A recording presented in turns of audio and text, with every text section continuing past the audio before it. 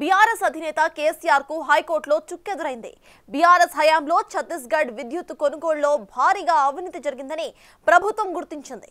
దీనిపై న్యాయ విచారణకు ఆదేశించి జస్టిస్ ఎల్ నరసింహారెడ్డి కమిషన్ ఏర్పాటు చేసింది ప్రభుత్వం. ఆ విద్యుత్ కమిషన్ ఏకపక్షంగా వ్యవహరిస్తుందని, దాన్ని రద్దు చేయాలంటూ మాజీ సీఎం కేసీఆర్ దాఖలు చేసిన పిటిషన్ను తెలంగాణ హైకోర్టు కొట్టివేసింది.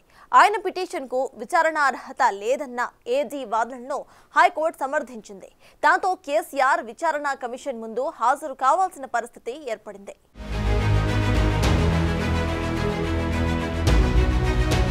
తెలంగాణ రాష్ట్రం ఏర్పడిన తరువాత 2014లో అధికారంలోకి వచ్చిన టీఆర్ఎస్ రాష్ట్రంలో విద్యుత్ కొరత ఉందని, ఛత్తీస్గఢ్ రాష్ట్రం నుండి విద్యుత్ కొనుగోలు చేయాలని నిర్ణయించి అక్కడి ప్రభుత్వంతో అగ్రిమెంట్ చేసుకుంది.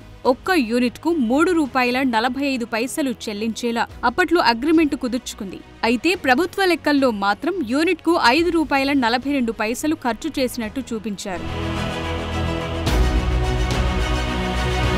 దాంతో అక్రమాలు జరిగినట్టు గుర్తించిన రేవంత్ రెడ్డి సర్కార్ ఛత్తీస్గఢ్ విద్యుత్ కొనుగోళ్ల ఒప్పందంతో పాటు యాదాద్రి, భద్రాద్రి విద్యుత్ కేంద్రాల నిర్మాణంలో గత ప్రభుత్వం అనుసరించిన విధానంపై విచారణకు జస్టిస్ నరసింహారెడ్డి జ్యుడిషియల్ కమిషన్ను, ఛత్తీస్గఢ్ నుంచి పవర్ కొనుగోలు ఒప్పందం, Bhadradri thermal power station, Yadadri thermal విద్యుత్ కేంద్రాలు 3 టెండర్ ప్రక్రియ లేకుండా డైరెక్ట్ గా అనుమతులు ఇచ్చినవే. ఆ ప్రక్రియలో దాదాపు 25 మంది ఉన్నట్టు గుర్తించిన జస్టిస్ వారికి నోటీసులు జారీ చేశారు.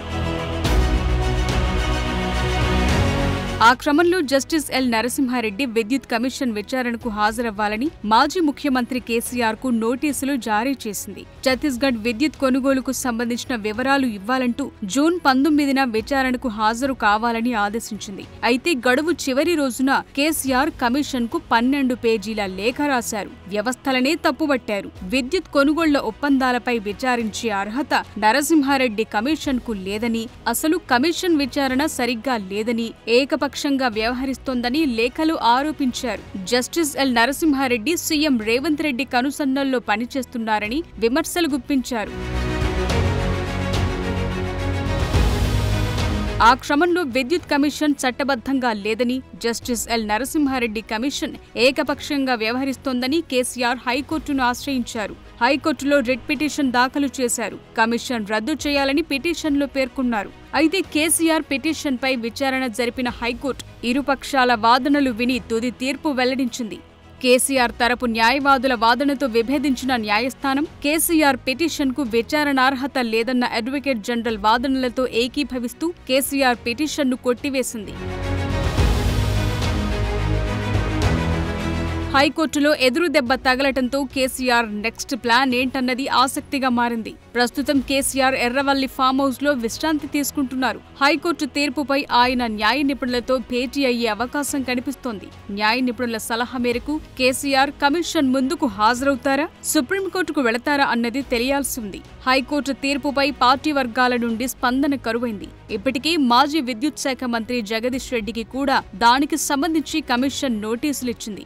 ఆయన సైతం కమిషన్ తీరును తప్పుబడుతూ లేఖలు రాస్తున్నారు. ఇప్పటికే వరుస ఓటములతో పార్టీలో ఎంతమంది ఎమ్మెల్యేలు మిగులుతారో అర్థం కాక కేసీఆర్ టెన్షన్ పడుతున్నారు. గెలిచిన 39 ఎమ్మెల్యేలు 6 ఎమ్మెల్యేలు కారు దిగి కాంగ్రెస్ గూటికొచ్చారు. లోక్సభ ఎన్నికల్లో ఘోర పరాజయం పాలైన బీఆర్ఎస్ ఉప ఎన్నికల్లో కంటోన్మెంట్ సిట్టింగ్ స్థానాన్ని కూడా కోల్పోయింది. దాంతో ఆ పార్టీ బలం 32కు పడిపోయింది. మరో 16 మంది ఎమ్మెల్యేలు కారు దిగితే అసెంబ్లీలో కార్ పార్టీ అడ్రస్ గల్లంతైనట్లే. దానికి తగ్గట్లే రేపో మాపో మరికొందరు పార్టీ వీడే అవకాశం ఉందని పెద్ద ఎత్తున ప్రచారం జరుగుతోంది. వారిని బుజ్జగించే పని మొదలుపెట్టిన గులాబీ బాస్ పెద్దగా ప్రయోజనం లేకపోవడంతో ఆ పర్వానికి తాత్కాలిక బ్రేక్ ఇచ్చారు. మరోవైపు ఛత్తీస్గఢ్ విద్యుత్ కొనుగోలు విషయంలో కమిషన్ ముందుకు కేసీఆర్ హాజరై సమాధానం చెప్పాల్సి ఉంది. ఒకవైపు పార్టీ ఖాళీ అవుతుండటం, మరోవైపు అవినీతి ఆరోపణలు రుజువైతే అరెస్టు భయంతో కేసీఆర్ ఫ్యూచర్ స్టెప్స్ ఎలా ఉండబోతున్నాయనేది ఉత్కంఠ రేపుతోంది.